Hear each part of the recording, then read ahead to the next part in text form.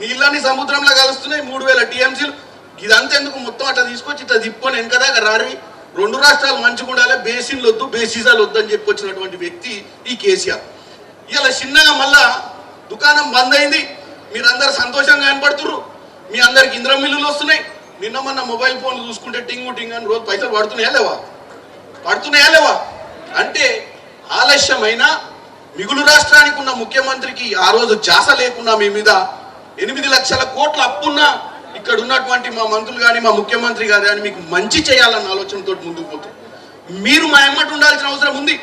చెడు ప్రచారాలను తిప్పికొట్టాలి. మేము మాట్లాడితే రాజకీయం, ప్రజలు మాట్లాడితే వాస్తవం. కాబట్టి ప్రజలు మాట్లాడే ప్రయత్నం చేయాలి. ఇలా 3500 మందికి ఇల్లులు వచ్చారు.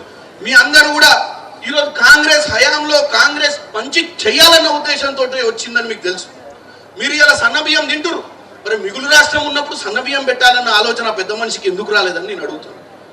అప్పుల రాష్ట్రంలో ఉన్న ఈ రాష్ట్రంలో మీకు సన్నబియ్యం పెట్టాలన్న ఆలోచన వచ్చినటువంటి ఈ ప్రభుత్వానికి అప్పుడు దండిగా పైసలు ఉంటే కాళేశ్వరం కట్టేటప్పుడు కూడా చిత్తశుద్ధి లేకుండా మాకు బేసిక్స్ లేవంటారు.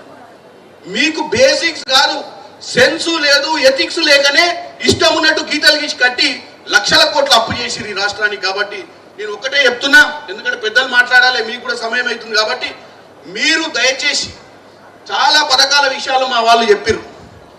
ఈ సంవత్సరాల పాలనలో ఏమేమి ఇచ్చినామో చెప్పిర్రు, ఇంకేమేమి ఇవ్వాలనో అనే ఆలోచన కూడా మాకుంది.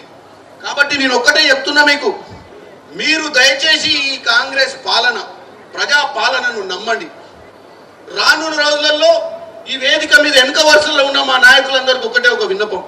ముందున్న మేము ఎట్లాగో పట్టాలెక్కినాం, ఎన్నుకున్న మీరు కూడా పట్టాలెక్కి ముందుకు రావాలి. ముందుకు రావాలంటే ఇప్పుడు మనం చేస్తున్న పథకాలు పోయి ప్రజలలో చెప్పాలి.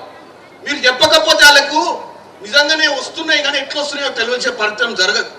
అవి తెలిసినప్పుడు రేపు సర్పంచ్ ఎన్నికలు, ఎంపీటీసీ, జెడ్పీటీసీ ఎప్పుడు వచ్చినా ఎన్నికలు మీరు గెలిచేటువంటి పరిస్థితి ఉంటుంది. మమ్మల్ని గెలిపించేటప్పుడు మీరు బ్రహ్మాండంగా పనిచేసారు. నేను ఒప్పుకుంటున్నాను, నన్ను 2 లక్షల పైచిలకు మెజార్టీతో గెలిపించారు. మా వీరేశమ్మను 68,000 మెజార్టీతో గెలిపించారు. అదే విధంగా మీ అందరూ కూడా గెలిస్తే మీరు కూడా ప్రజాపాలనలో భాగస్వాములు అవుతారని చెప్పి తెలియజేస్తూ, ఇటువంటి మంచి కార్యక్రమాలు ముందు వీరేశ్ అన్ననే చేస్తే ఇప్పుడే మా మందుల సామ్యాలను నేను అనుకుంటున్నాం, మనం కూడా పెట్టుకోవాలి ఇట్లాంటిదని ఇక్కడ తుంగతుర్తిలో. అంటే ఇటువంటి కార్యక్రమాలు చేస్తే ఎంకరేజ్మెంట్ ఉంటుంది. మనం చేసే పని ప్రజలకు మెసేజ్ పోద్దని తెలియజేస్తూ మరొక్కసారి వీరేశ్ అన్నకు శుభాకాంక్షలు, అభినందనలు తెలియజేస్తూ సెలవు తీసుకుంటున్నాను.